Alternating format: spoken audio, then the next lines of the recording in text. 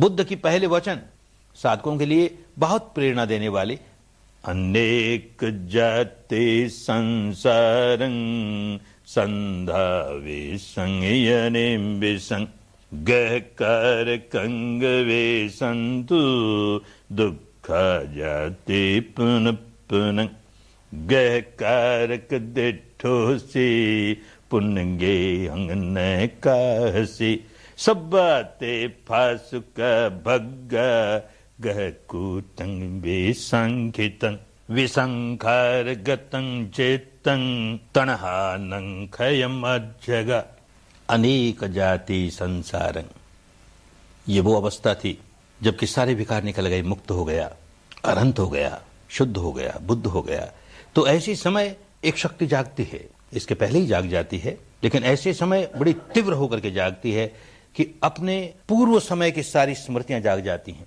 ऐसा व्यक्ति सर्वज्ञ हो जाता है, त्रिकालज्ञ हो जाता है, भूतकाल की सारी बातें जान लेगा, वर्तमान भी जान लेगा, भविष्य भी जान लेगा।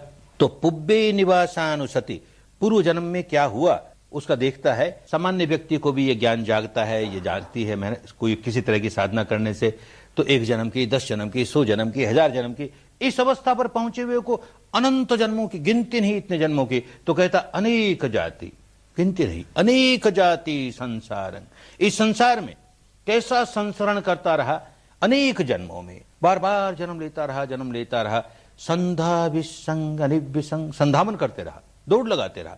जब जब कोई प्राणी जन्मता है दौड़ लगाता है। किस बात की दौड़ लगाता है? मृत्यु की ओर भागे जा रहा है, उसे फुर्सत नहीं, एक क्षण नहीं रुक सकता, भागता ही है, रुकने का फुर्सत नहीं, कुछ प्राप्त नहीं हुआ, भागे जा रहा है। तो संधा विसंग, इतने जन्मों में संधावनी किया, भागता गया मृत्यु की ओर।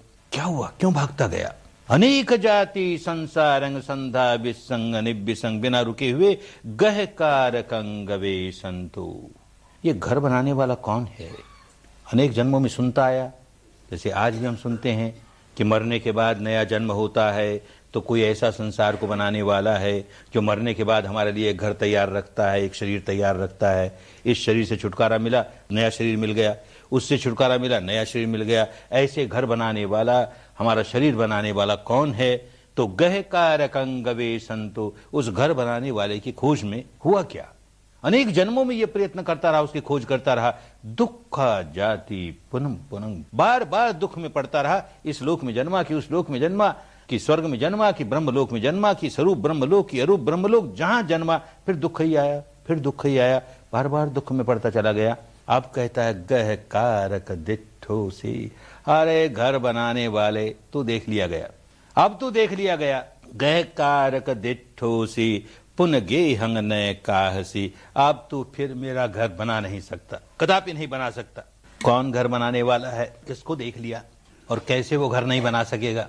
जब तक सुनी सुनाई बातों पर काम करता रहा, कोई घर बनाने वाला है, तो कल्पना ही करता था कौन घर बनाने वाला है।